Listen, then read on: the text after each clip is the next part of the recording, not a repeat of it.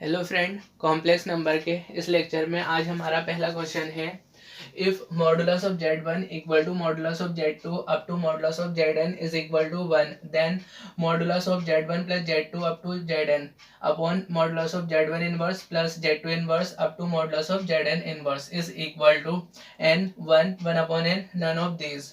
तो मतलब हमें जो मॉडुलस है z1 z2 से लेकर के zn सबका 1 दे रखा है।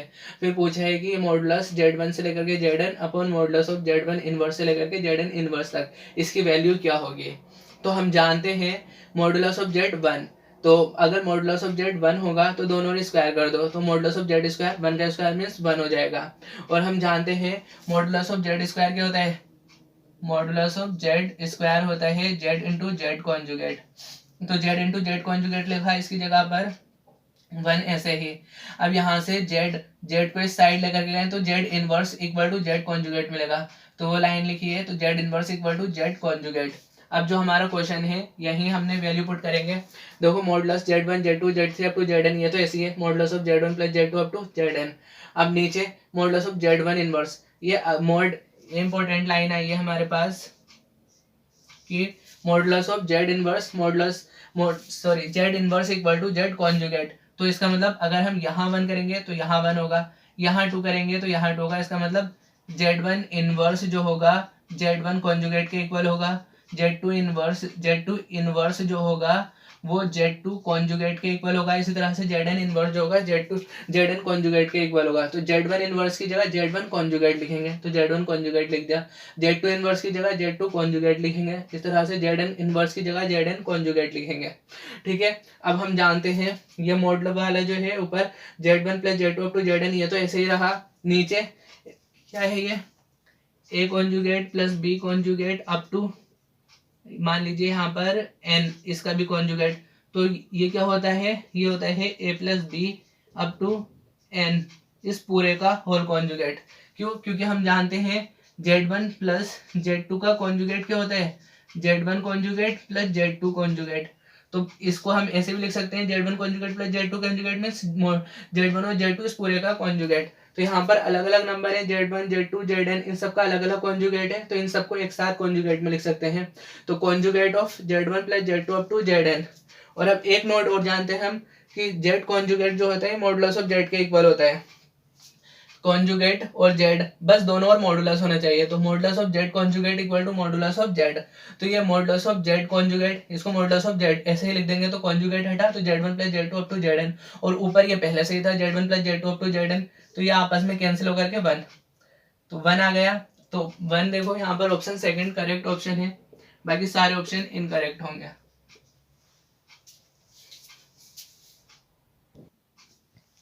नेक्स्ट क्वेश्चन है हमारा question, number of solutions of the equation z square plus modulus of z square is equal to 0 is 1 2 3 infinitely many. तो ये क्वेश्चन DSSB PGT 2014 में आया हुआ है। तो इसमें हमसे क्वेश्चन में पूछा गया है, ये इक्वेशन दे रखी है z square plus mod z का स्क्वायर इक्वल टू 0, इस इक्वेशन के कितने सॉल्यूशन होंगे, नंबर ऑफ सॉल्यूशन, कितने नंबर ऑफ सॉल्यूशन होंगे, 1 सॉल्यूशन होगा या 2 होंगे या 3 या इनफाइनाइटली मेनी। तो हम पहले सिंपल से ही शुरू करेंगे। हम जानते हैं z equal to x plus iota y होता है। अब z स्क्वायर निकालेंगे तो एक्स प्लस आयोटा वाई का होल स्क्वायर, तो x square iota square y square, तो आयोटा स्क्वायर माइनस तो minus y square plus 2xy, और आयोटा इसके साथ में आ गया तो आयोटा पहले लिख दिया, तो प्लस आयोटा 2xy। अब z तो यही है, तो मोड z क्या होगा, under root x square plus y square. अब क्या दे रखा है इन्हें, मोड z स्क्वायर पूछ रहे हैं, तो मॉडुलस ऑफ z स्क्वायर निकाला, x square plus y square हो जाएगा। गिवन इक्वेशन क्या है, z square plus mod z square equal to 0, यही इक्वेशन ऐसे लिख दी, z square plus mod z square equal to 0। तो z स्क्वायर और मोड z स्क्वायर की जो वैल्यू निकाली है वो यहाँ रखेंगे। z स्क्वायर की value x square minus y square plus iota 2xy, x square minus y square plus iota 2xy, plus modulus of z square x square plus y square, x square plus y square equal to 0। देखो minus y square और plus y square आपस में cancel हो गए, एक x square और एक square मतलब 2x square plus iota 2xy।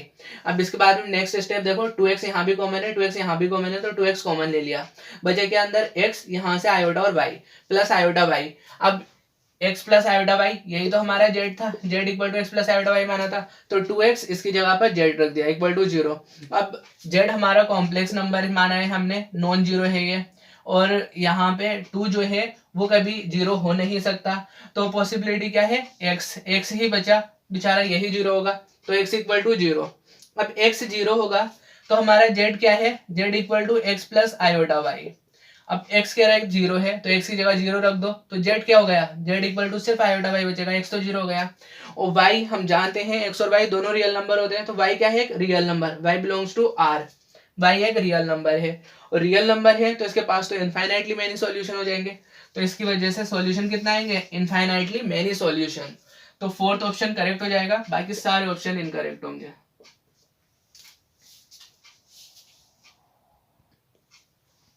Next question है, if alpha comma beta are two different complex numbers and modulus of beta equal to 1, then modulus of beta minus alpha upon 1 minus alpha conjugate beta is equal to 0, 1 upon 2, 1, 2। तो यहाँ पर हमें alpha और beta दिए हैं, क्या है, दो डिफरेंट कॉम्प्लेक्स नंबर, तो ये अलग अलग कॉम्प्लेक्स नंबर हैं। एक कंडीशन भी दे रखी है, मॉडुलस ऑफ बीटा 1 है, तब हमें क्या करना है, modulus of beta minus alpha upon 1 minus alpha conjugate beta, इसकी वैल्यू निकालनी है। तो ये क्वेश्चन देखो आईआईटी स्क्रीनिंग में आया हुआ है 92 में, केरला CEE 2006 में, कर्नाटका CET 2014 में, और यूपी TGT 2011 में। तो इतना इंपॉर्टेंट क्वेश्चन है, इतनी जगह एग्जाम में आया हुआ है। बहुत सारे जो क्वेश्चन इंजीनियरिंग एग्जाम में आते हैं वो टीचिंग एग्जाम में रिपीट होते ही हैं। तो हमें कंडीशन क्या दी है, beta equal to 1, modulus of beta equal to 1। अगर दोनों ने स्क्वायर करेंगे तो मॉडुलस ऑफ बीटा स्क्वायर 1 मिलेगा, और मॉडुलस ऑफ बीटा स्क्वायर क्या होता है, बीटा इंटू बीटा कॉन्जुगेट, तो beta into beta conjugate equal to 1 हो जाएगा।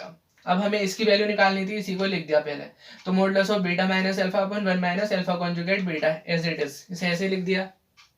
बीटा माइनस एल्फा तो ऐसे ही 1 की जगह पर आप यहाँ ये बीटा इंटू बीटा कॉन्जुगेट रख दोगे, तो beta into beta conjugate minus alpha conjugate beta ऐसे ही था। अब देखो बीटा यहाँ भी और यहाँ भी है, तो बीटा कॉमन ले लिया, बीटा कॉमन लिया तो यहाँ पे अंदर क्या बचा, 1 माइनस, बीटा कॉमन लिया, beta conjugate minus alpha conjugate. Next step, modulus of beta minus alpha ऐसे ही है, modulus of Z1 into Z2 क्या होता है, modulus of Z1 into modulus of Z2, तो मॉडुलस ऑफ बीटा ऐसे ही, modulus of beta conjugate minus alpha conjugate.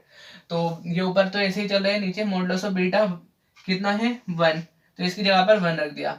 अब modulus of beta minus alpha, तो Z1 conjugate minus Z2 conjugate, इसको हम ऐसे लिख सकते हैं Z1 minus Z2 whole conjugate.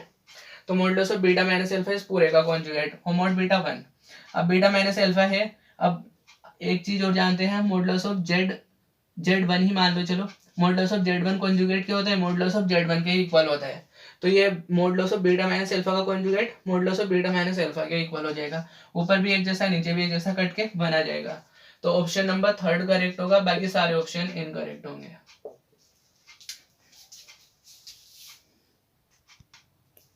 Next question है, if Z1, Z2, Z3 be 3 complex numbers such that modulus of Z1 equal to modulus of Z2 is equal to modulus of Z3, which is equal to modulus of 1 upon Z1 plus modulus of plus 1 upon Z2 plus 1 upon 3 is equal to 1, then modulus of Z1 plus Z2 plus Z3 is equal to 1, less than 1, greater than 3 और 3। ये question IIT screening 2000 में और DCA 2006 में आया हुआ है। मतलब इसमें हमें क्या दिया है, Z1, Z2 और Z3 तीन कॉम्प्लेक्स नंबर दे रखे हैं, और साथ में कंडीशन दे रखी है कि मॉडुलस ऑफ Z1 और Z2 और Z3, और साथ में जो है modulus 1 upon Z1, 1 upon Z2 और 1 अपॉन Z3, इन सबके सम का मॉडुलस 1 के इक्वल है। तब हमें modulus of Z1 plus Z2 plus Z3 बताना है कि इसकी वैल्यू क्या होगी। तो हम इसको लेते हैं, गिवन क्या है, modulus of 1 upon Z1 plus 1 upon Z2 plus 1 upon Z3 is equal to 1, ये 1 हमें दिया है, it is given to us. Z1 ऊपर गया तो Z1 इनवर्स बनेगा, तो Z1 inverse plus Z2 inverse plus Z3 inverse equal to 1। अब हम जानते हैं क्या होता है, Z1 इनवर्स जो होता है Z कॉन्जुगेट के इक्वल होता है। कैसे, हम जानते हैं Z square 1, modulus of Z square 1, तो Z इंटू Z कॉन्जुगेट 1, तो इसका मतलब Z conjugate equal to Z inverse, Z conjugate equal to Z inverse. तो यहाँ पे Z इनवर्स की Z1 इनवर्स की जगह Z1 कॉन्जुगेट, Z2 इनवर्स की जगह Z2 कॉन्जुगेट, Z3 इनवर्स की जगह Z3 कॉन्जुगेट। अब हम जानते हैं modulus of Z1 plus Z1 conjugate plus Z2 conjugate plus Z3 conjugate, पूरे का कॉन्जुगेट आ जाएगा। तो इस अगले स्टेप में हम लिख दिया इसे conjugate of Z1 plus Z2 plus Z3। अब हम ये भी जानते हैं कि मॉडुलस ऑफ जेड कॉन्जुगेट जो होता है मॉडुलस ऑफ जेड के इक्वल होता है, तो कॉन्जुगेट हट जाएगा अगले स्टेप में। तो ये सिर्फ Z1 plus Z2 plus Z3 और 1 के इक्वल चल रहा था, उन्होंने पूछा इसी की वैल्यू पूछी थी, तो ये तो आ गया Z1 plus Z2 plus Z3, इसकी वैल्यू 1 हो जाएगी। तो इसका मतलब ऑप्शन 1 करेक्ट होगा, बाकी सारे ऑप्शन इनकरेक्ट हो जाएंगे।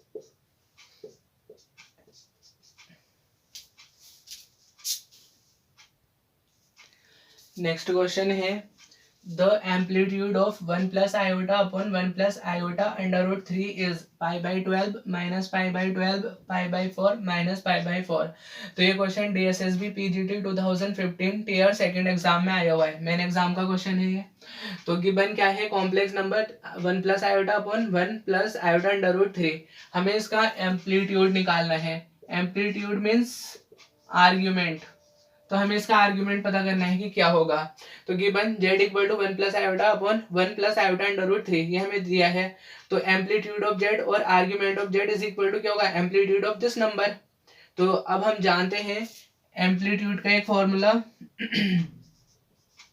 Amplitude of z1 upon z2 क्या होता है, ये होता है amplitude of z1 minus amplitude of z2। तो इस नंबर को ऊपर वाले को 1 प्लस आयोटा को Z1, 1 plus iota under root 3 को Z2, तो amplitude of Z1 upon Z2 क्या हो जाएगा, amplitude of Z1 minus amplitude of Z2। इसे हमने इक्वेशन 1 मान लिया। अब हमारा काम क्या है, ये जो 1 प्लस आयोटा और दूसरा 1 प्लस आयोटा अंडर रूट 3, इन दोनों का अलग अलग एम्पलीट्यूड या आर्ग्यूमेंट निकालना है, फिर उसकी वैल्यू इसमें रखेंगे तो हमें फाइनली एम्पलीट्यूड ऑफ Z मिल जाएगा।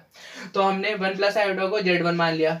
Late Z1 equal to 1 plus iota and we know that theta means argument of z, argument of z is equal to theta which is equal to tan inverse modulus of y upon x।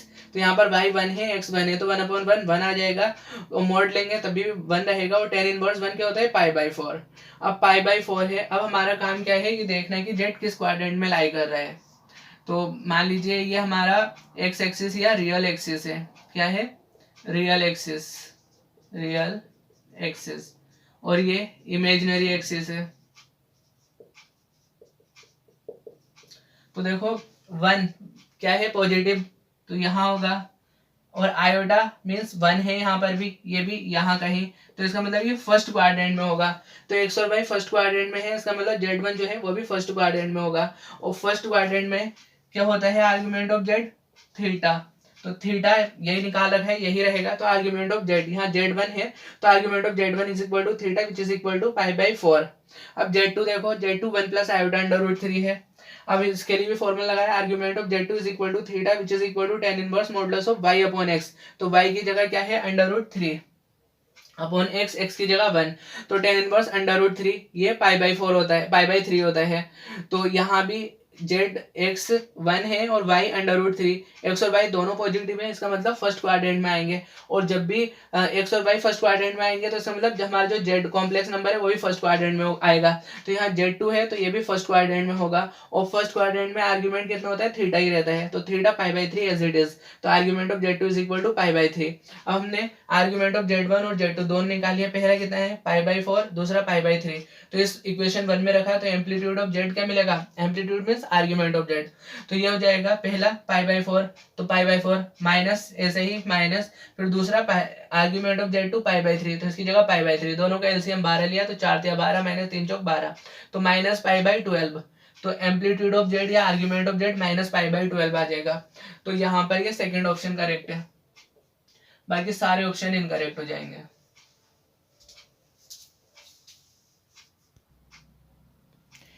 Now next question है, if 2z1 upon 3z2 is a purely imaginary number, कैसा number है, purely imaginary number, then modulus of z1 minus z2 upon z1 plus z2 is equal to 3/2 1 2/3 4/9। तो ये question MP 93 2002 अकेले मध्य प्रदेश में 2 बार आया है, तो आपके स्टेट में नहीं आ सकता। तो देखो दिया क्या है, 2z1 अपॉन 3z2 एक प्योरली इमेजिनरी नंबर है, तो हमें modulus of z1 minus z2 upon z1 plus z2 इसकी वैल्यू बतानी है, क्या होगी। तो गिवन है हमें 2z1 upon 3z2 is purely imaginary number, तो आयोटा अल्फा मान लिया इसे। तो क्योंकि हम जानते हैं हमारे पास जो नंबर होता है z equal to x plus iota y, तो ये नंबर इमेजिनरी नंबर कहलाता है। अगर y 0 है तो केवल x है तो प्योरली रियल, और x 0 है तो आयोटा y तो प्योरली इमेजिनरी। तो प्योरली इमेजिनरी के लिए आयोटा ले लिया हमने साथ में, अल्फा कोई रियल होगा।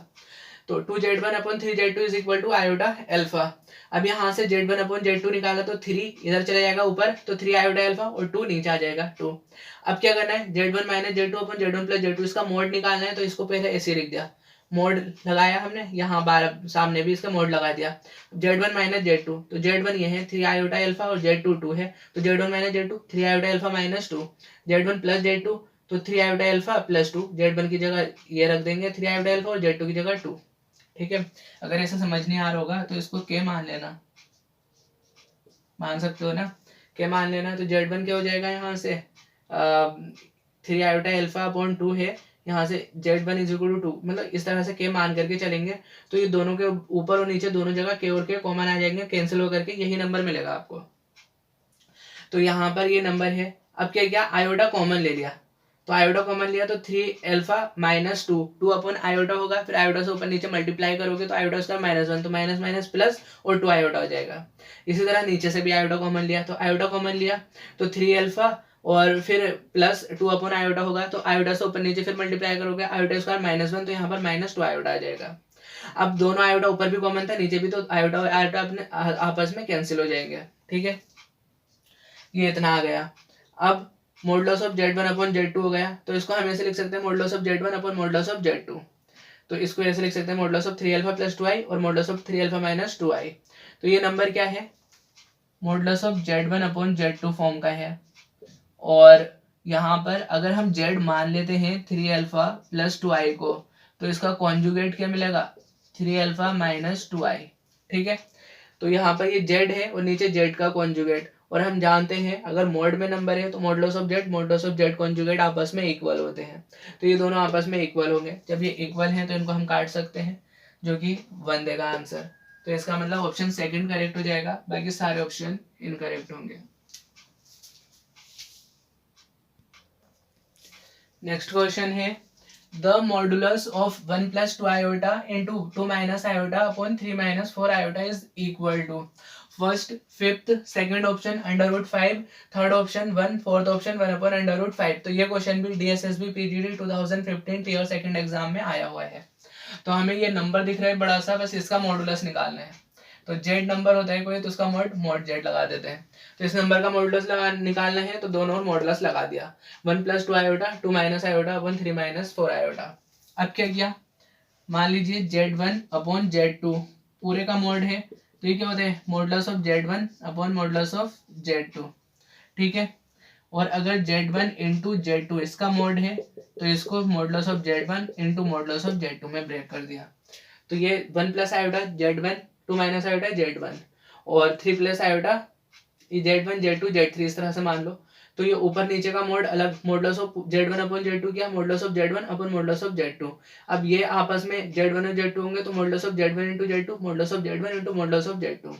अब हम जानते हैं z equal to x plus iota y कोई नंबर है, तो मॉड z क्या होता है, √x² प्लस y²।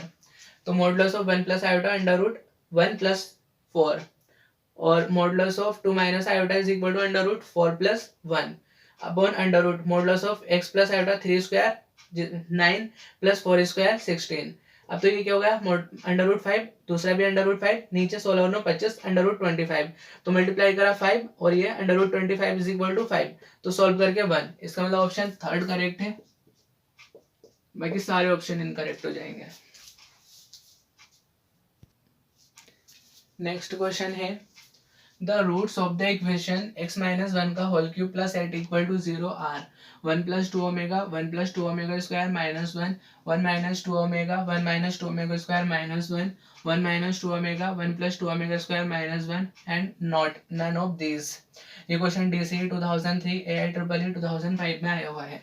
तो इस क्वेश्चन सिंपल है, एक इक्वेशन दे रखी है x - 1 का whole cube plus 8 equal to 0। इस इक्वेशन के रूट पूछे हैं कि क्या होंगे।